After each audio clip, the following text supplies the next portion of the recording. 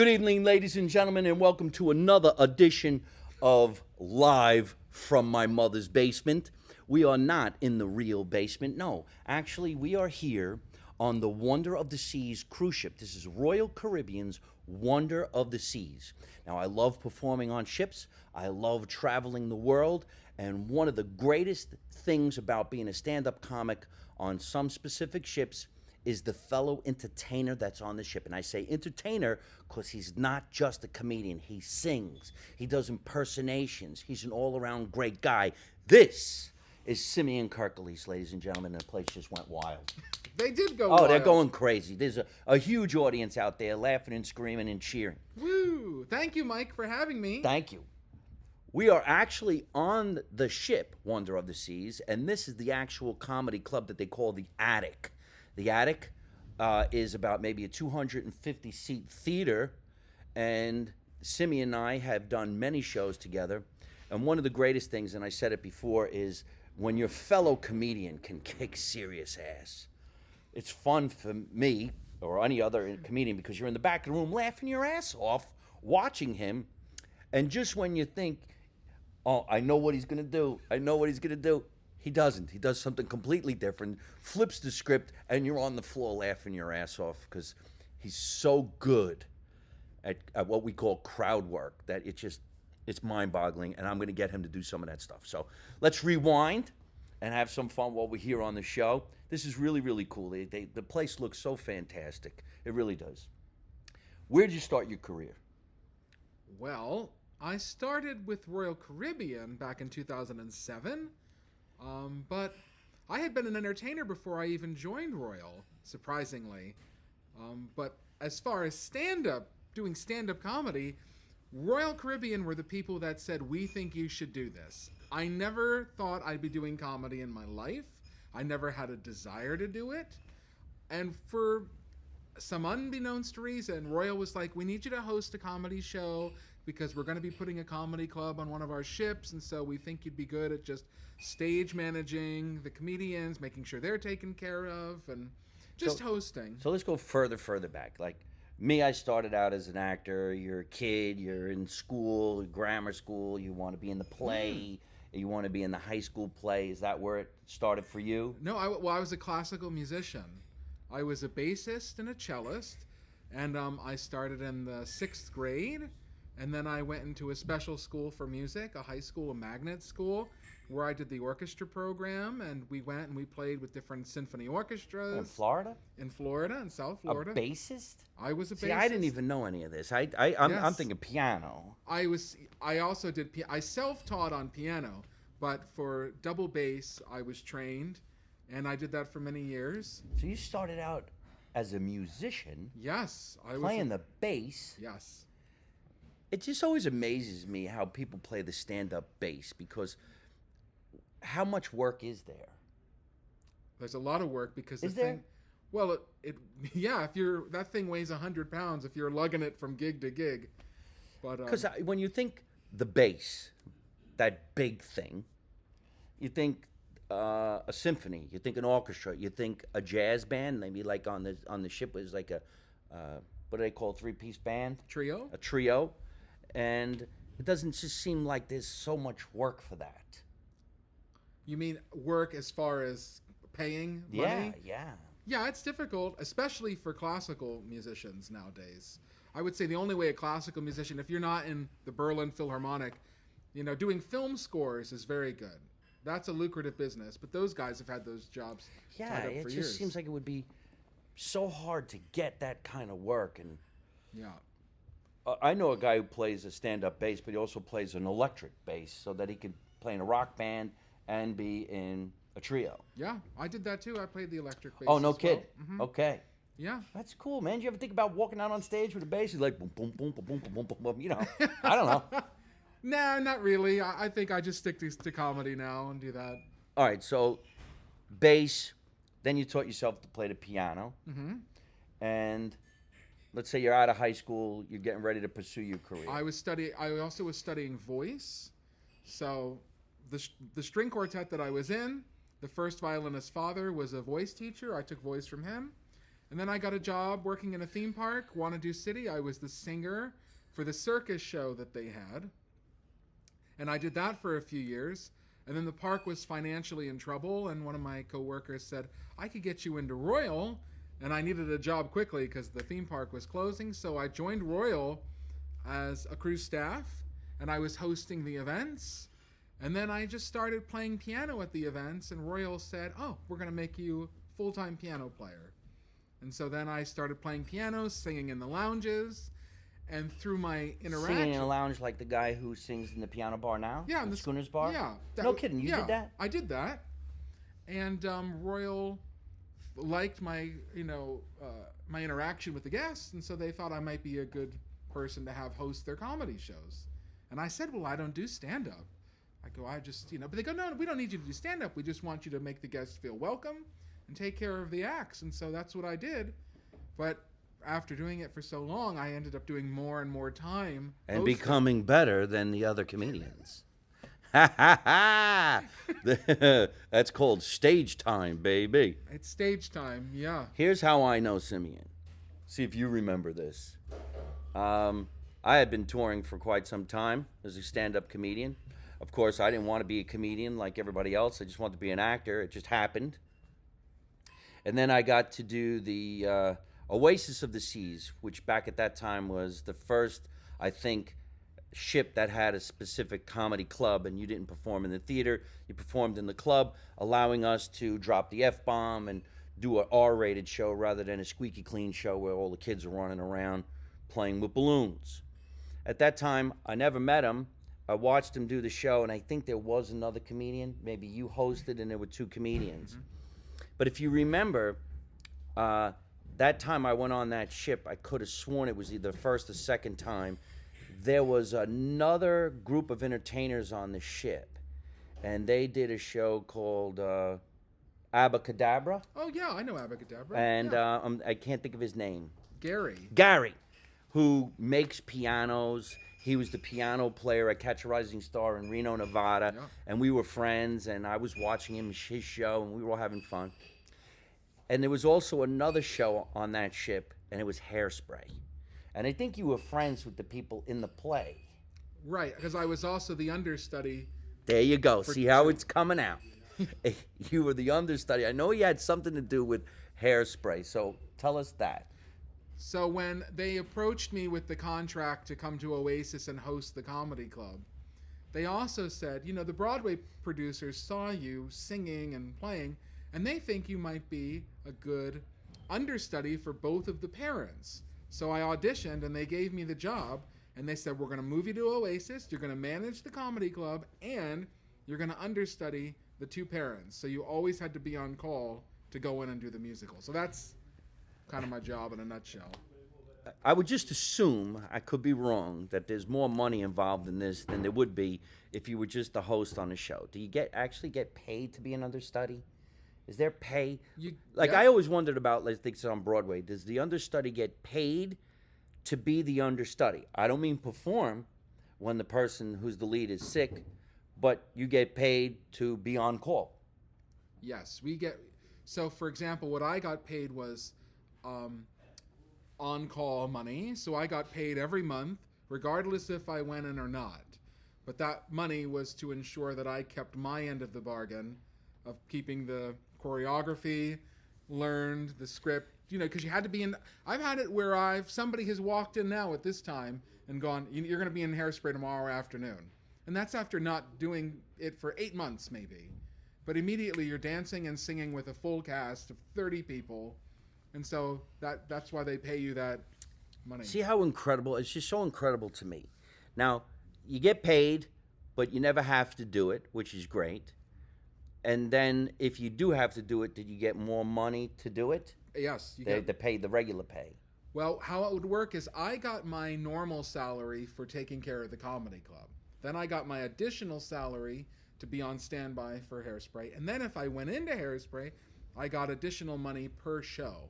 Right. So every show that I did was extra money on top of it. Okay, and so now let's just be clear. He's the understudy for two people.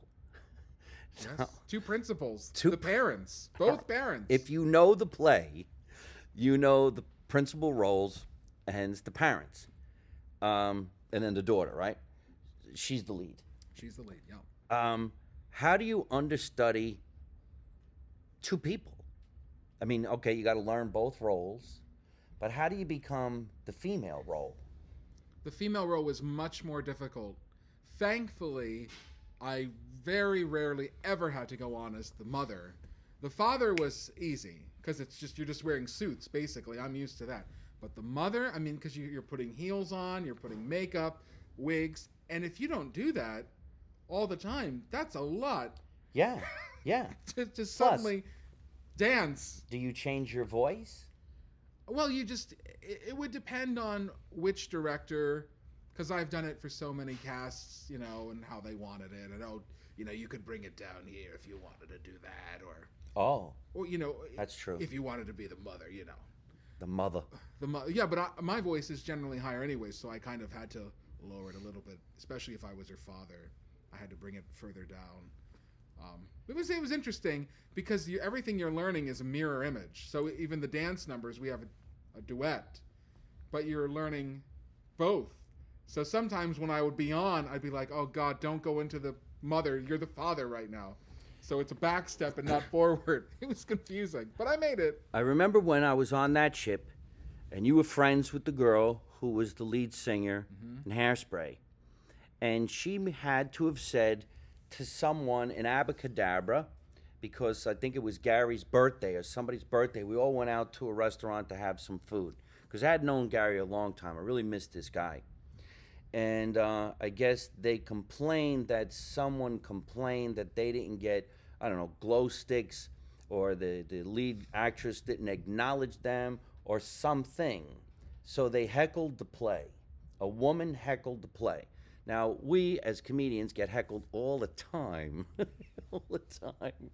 But to heckle a play, you got to be kind of out of your mind because they're doing numbers. So, and singing. You can't interrupt singing, but I guess they did.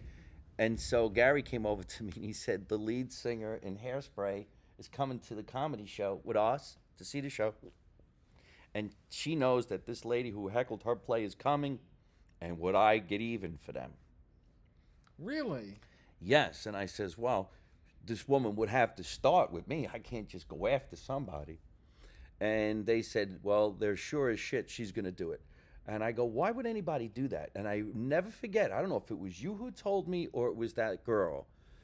She said there are people who actually come on cruises and find ways to cause havoc to get free cruises. That's everywhere now. Really? That is everywhere. You go on the internet, people always find ways to find a freebie. A freebie. Yeah, a little, way to cheat the system. But a lot of companies have cracked down on that. From what I'm hearing, a lot of companies now keep logs of people who are frequent at be it a hotel or a theme park or resort. And so if they go in, they'll go on the computer and go, oh, Mrs. Johnson came here last year and complained about the exact same thing. So then you start seeing a trend. Wow, could you imagine getting busted like that? Excuse me, let us just look into the records. Yeah. Seems you pulled that trick the last time you were here. Yeah, my buddy at Disney said they had that system in place. They said they had a guy that would go there every year and claim that he lost his camera on Space Mountain. And no he would go shit. every year and complain and try and get something compensated. Imagine getting busted. Listen, pal, you lost 3 cameras in the last 2 years. Stop going on going on Space Mountain. If you had the best of both worlds, what would you prefer? Singing and dancing in like a show like Hairspray without being an understudy, being the lead, or jumping up on stage and being the master of ceremonies / headliner, which you obviously have become? I'll say that so I've worked in a lot of different areas of show business, from being a classical musician to working as a clown to being an actor, singer.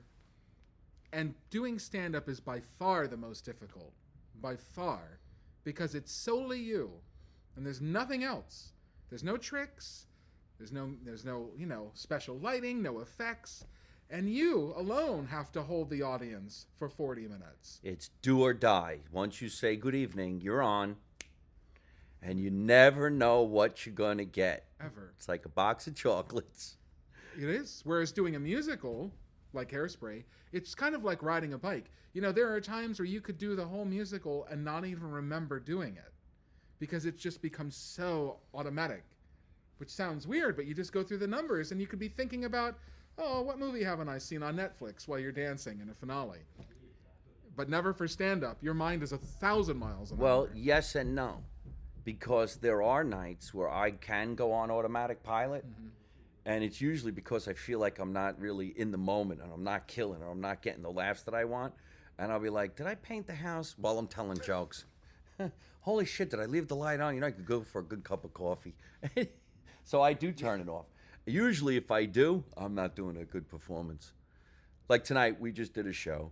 Of course, you can't see it, and this is our little pre-record, but he was working the room. He went on stage prior to me, and he was working the room, and he was killing. People were laughing, and he was opening up all these crazy conversations with people. They were having so much fun. The front row was empty. Sometimes that happens. Some people are afraid to sit in the front, so the second row becomes the front row. And I personally don't like when people talk to me. But sometimes it's going to happen. There's nothing you could do about it. Somebody had too many drinks. And I felt like, oh, I have to go into it. So I started dealing with this woman. And the oddest thing is they come up to us after the show and apologize. That you really don't see. This girl was so wasted. And she goes, I just want to say I'm so sorry. We're in the Navy. Oh, well, that makes it good. And she said that. Yeah, I was surprised. I've never seen somebody, I don't think, that was heckling. She wasn't really heckling. She just kept interjecting. But the fact, I was surprised she came up and apologized to this guy right after. Scared her. You scared? She actually said, I said, is that your husband? She goes, yeah, but he's afraid to say anything. I'm like, yeah, his whole life. The only thing he ever said was, I do. He was afraid the rest of his life. I couldn't imagine being in that type of relationship. Oof, that was a lot. And the daughter comes in, I need to fix my shoe, Mom. What? There's a show. Yeah. But Hairspray's never going to see that. No, it's too far back in the house. Yeah, but that right. kind of stuff happens. If it happens at all. If it happens, but it's way in the back of the house happening. But yeah, it was fun. We got another show to do tonight as well. We do about 2 shows a night here. We're doing 2 shows a night. It's actually kind of easy in a way because we only really do 20 minutes. When we go on the road and you're performing somewhere, you do 55 minutes to an hour and 10 minutes, depending on who you are in the lineup. But these shows here are really, really great. So Simeon does almost a different set every single night. And then he does my favorite joke, which we're going to see if we can't get him to do. But so you would prefer to be a performer like this, the comedy, as opposed to being the man of the show, the star of the show, the piano player in the piano bar who's got the whole night to himself. Didn't the piano player play for 4 hours? Yes. I used to play from 9 to 1. Was it fun? I mean... Yeah, but what happens is you start to get... your posture starts to go, because after a while you look like Quasimodo, just, you know. By the time 1 a.m. hit, you're just like... You know, because you have to have good posture to play the piano and to sing. You know, you have to sit up. But man, that was one thing that just every night I looked like Quasimodo by the end of it. But it's not an easy gig. It's a tough gig. So you're obviously an extremely talented human being. You've been in the show business for quite some time and a jack of all trades. I mean, I can't sing. I can't play the piano. I played the drums in my brother's band. And when I did backup vocals, my brother would go like this. Hey, da, da. Mike, stop singing. Da, da, da, da, da, da, da, da. Mike, shut up, Mike. Mike, shut up, Mike. Michael. Michael. I was tone deaf. You're tone deaf. Play the drums. Stop singing. Take his mic. Shut his mic off. I don't know why that is, because my brother can sing like crazy. But I have a different personality. I'm outgoing. I'll crack a couple jokes. He wouldn't. He'd just say, and the next song goes like this. Dum, dum, dum, dum, dum. He plays in a trio. Oh, cool. Yeah, and sometimes I sit in on the drums. And I can't sing, so I don't sing. I don't do impersonations. I wish I could. But you have an uncanny impersonation. Is that the right word to say? Uncanny? I think so. That works. It's so good that if you closed your eyes, you would think that person is in the room, hands down. And he doesn't do it, and let me know if I'm not Sure. saying this correctly. He doesn't do it prepared. Right. He does it unprepared. The dialogue in the impersonation is not prepared, which is the funniest thing you've ever seen in your life because it looks like it is. But you know that it's not because it's impossible for it to have been prepared because he takes the lead for the impersonation from something that happens live. A person, a light flickers, something that snaps in his head. Maybe because he decides now's a good time to do it. I don't even know. I can't even describe it. But it's the funniest fucking thing I've ever seen. And I said fucking, so now you know I'm serious. And he does Donald Trump. Tell us how this all started. You know, it's interesting. I was never really an impressionist because I never really did that. But I started just to do little words as Trump backstage, not on stage. I just started going, you people are a total failure. You're not smart, you're not very bright, you're a total failure, and you should be pretty much embarrassed of what you're doing. And I just started to talk more and more like him, and I just kept doing it. And then I started to do it in the show, and people were like, holy crap, especially in a microphone, because it really sounds, because we always hear him on a mic. And so when I do it on a mic, it really sounds more like him, like at a press conference. And so I just started to do him having fun. And I thought, because I was never political, but I know it's a very sensitive subject, I just thought I have the audience yell out random things. Children's stories, nouns, things you'd find in a kitchen, and then I will do Trump talking about whatever they say. You wouldn't think that he's going to project that type of a voice because he has a high-pitched voice, gets even higher when he's on stage. Through the sound system, it's really loud. And then all of a sudden, he does say from time to time, I have Trump Tourette's. Because it just comes out. I can't control it sometimes. Trump Tourette's, and he just becomes President Trump. Now, the other night, one of the funniest, I'm going to throw you a curve on this one, and I hope that you'll do it. Someone, I guess you did say, give me a noun, and someone said a bunny rabbit, or maybe they said Easter. Easter? Maybe it was a holiday, and then you went into Trump on Easter holiday. Yes. So I just say yell or something around. They go, Easter. And then I go, When you look at what the Easter Bunny's doing, he's a very effective leader. He gives out a lot of chocolate, and a lot of work is being done, and he's not getting credit. You're laughing. You're being very rude. He works very hard. There's a lot of chocolate and a lot of eggs. You know, I see bunnies. They're laying eggs like never before. Incredible amounts of eggs are coming out of bunnies' butts, and it's a very sad thing. And the Chinese are eating all the eggs. there's no rhyme or reason, but it's just so ludicrous. It's so stupid, but it's the funniest thing you've ever seen, and it just knocks people on the floor because you don't see it coming. Right. And he really goes into depth of Crazy. something silly about nothing. About It nothing. makes no sense whatsoever. It's great. I just was laughing so hard. And when I walk out on stage, if I'm going on after Simeon, he introduced me, I'm laughing. I walk out on stage cracking up, which makes the audience crack up laughing because they're like, oh, wow, he thinks he's funny too.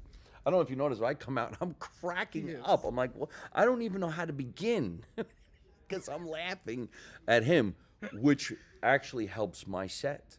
Because now they're like going, oh, wow, these guys are having fun. They're just so polar opposites. So it's good to see the Trump thing.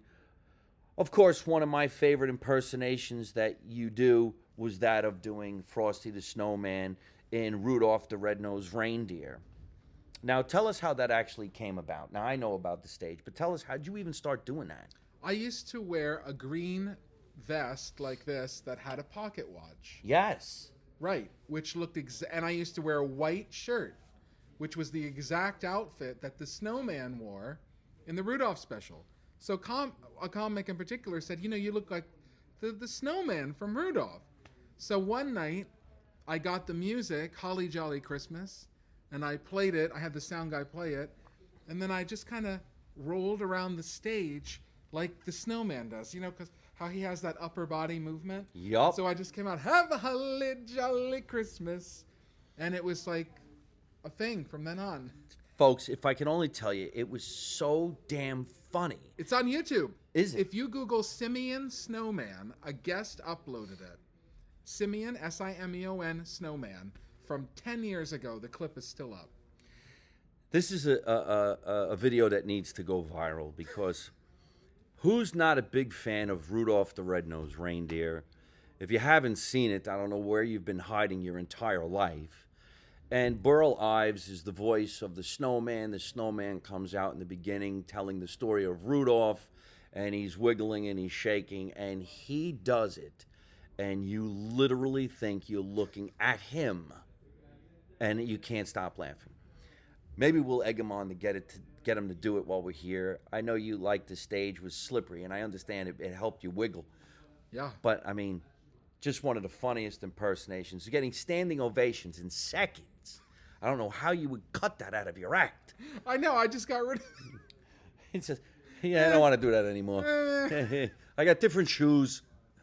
I do somebody else. It's very sad. Everybody wants a snowman. That's what they want. But we really need his health care. I can't breathe. It's all right. So, yeah, it was fun. I mean, that was, back in the day I used to do that. When we first met, I was rolling that out. Yes, it was just great, and it's so memorable. There are some comedians out there that have memorable jokes. I have a few myself, and everybody will say, come on, do it, do it, do it. In fact, there were some people who came to this show specifically saying, could you please do the Walmart joke? Yes. And I haven't done it. I haven't done it all week. I only did it on the first night. And then I feel bad that I didn't, because I said to him I would. But we also have, I think, some kind of an ego that makes you think, I got a lot of new stuff. You don't need to see the old stuff. What we really should just say, did you like it that much? All right, I'll do I'll it. do it again. Yeah. I'll do it. I should have did it. I should have did it. Now I feel bad that I didn't do it, but it'd be nice to see that if you do it one night this week on stage. But, folks, if you're watching, whenever this airs, go to Simeon the Snowman? Yeah, just in YouTube search. Simeon Snowman, and watch him do Burl Ives. Well, I guess it ain't Burl Ives, it's the claymation thing. But it was just great. I want to do a whole big parody on Rudolph the Red-Nosed Reindeer. I used to do the Land of the Misfit Toys, was an AA meeting. They all strung out on drugs. I might try to do that again, but now I could say there are just non-binary people or non-binary toys, if that makes any sense. I'm really not into that whole thing, but that could be. He's laughing, funny. Right? I'm a jack-in-a-box, but I identify as a cowboy. that we could work that in there somewhere.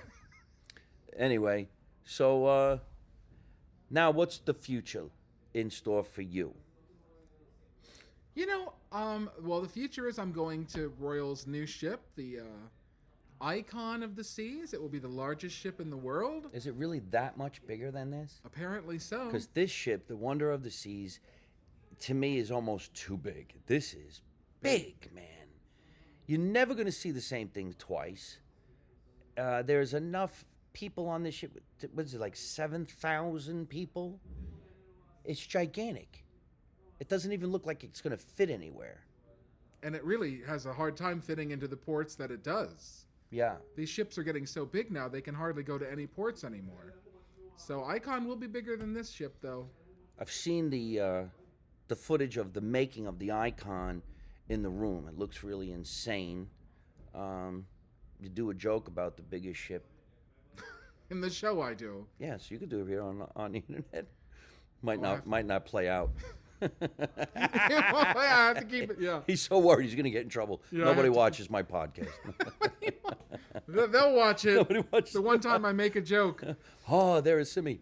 Oh, actually, speaking of specific type jokes, I don't know if you have favorite jokes that I do, but one of my favorite jokes that you do is when you talk about the people who go to guest services and complain.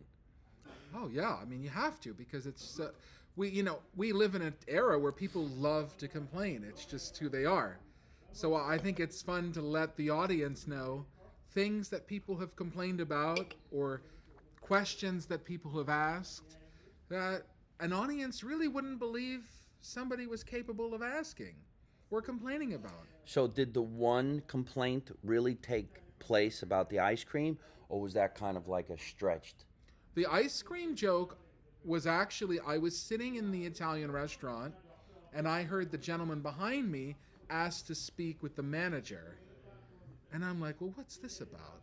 And he brings the manager over and he says, are you the manager? He goes, yes. He goes, well, the vanilla ice cream, he goes, the ratio of cream to sugar is off and it ruined my meal. And I thought, who says that, the ratio of... So I looked at my boss and I said, if I were at guest services and he came to me and said that, I would have said, well, you know what's not off, sir? Your ratio of ass to hole. It's perfect. It's a great tag and it's a great comeback. Great joke. But it makes you wonder, does somebody really complain about that? Yes. Where would they come up with that? Was the guy a chef? Was he really just looking to get something for free? Who comes up with that?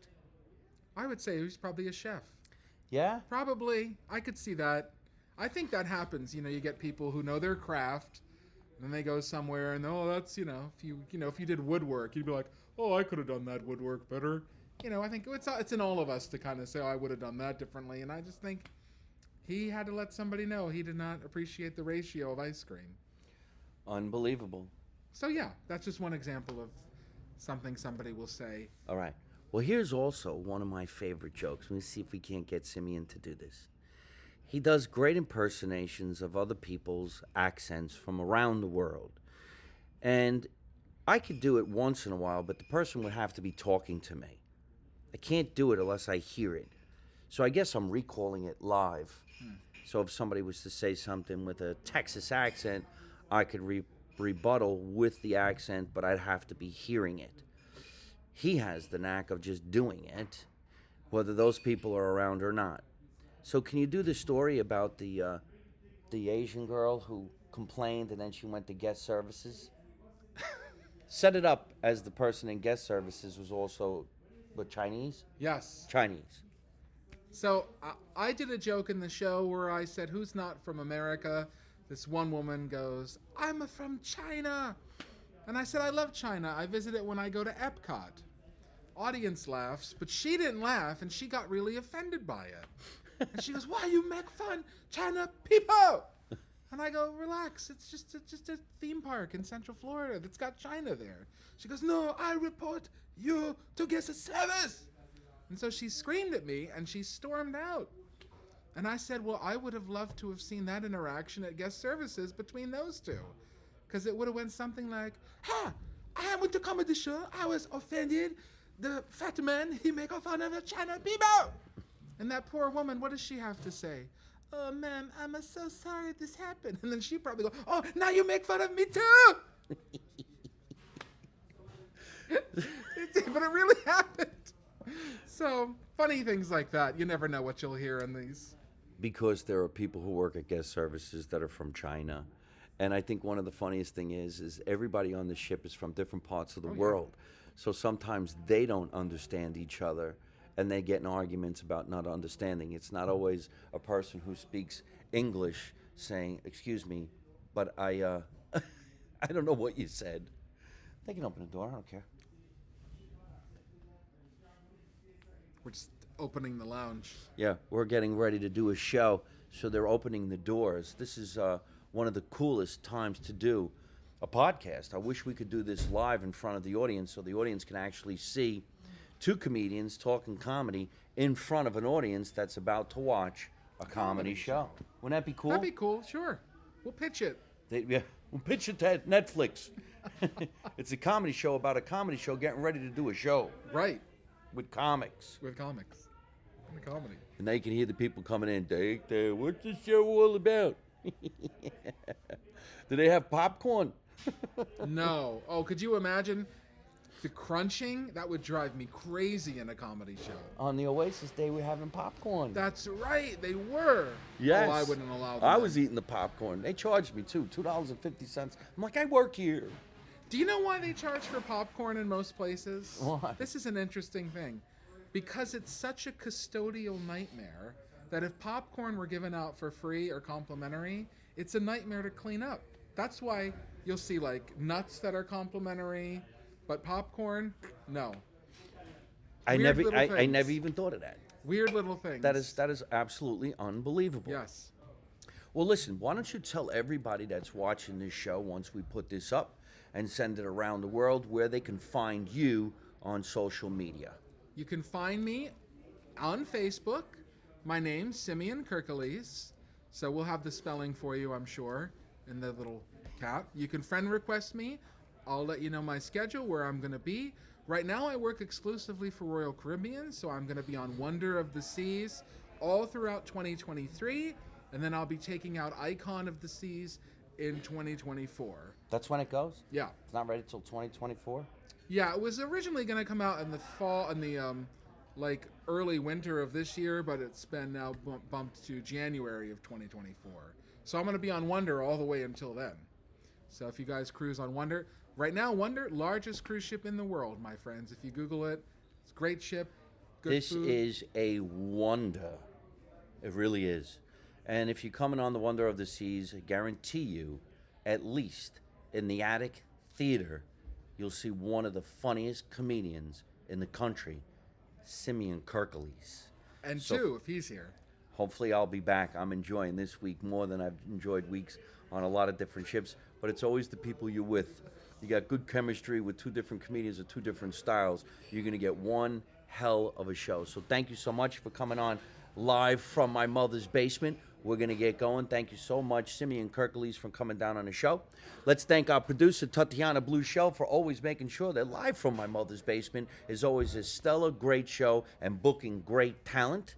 And you can listen to us whenever you want on all your favorite podcast platforms like iTunes, Google, Spotify, Anchor, and Italian American Radio in New York City. Do you want to watch the show again and again and again? Not a problem. We're on YouTube, we're on Instagram, we're on Twitter, we're on LinkedIn, TikTok, and Patreon, and definitely Facebook. You got any questions for me? Just go, hey, Marino, ask that question, and I'll get back to you. If you'd like to be a guest on the show, all you have to do is write to Tatiana at MikeMarinoEntertainment@gmail.com. Tell her why you think you'd make a great guest for this show. And the rest of you, please keep that fan mail coming, MikeMarinoFans@gmail.com.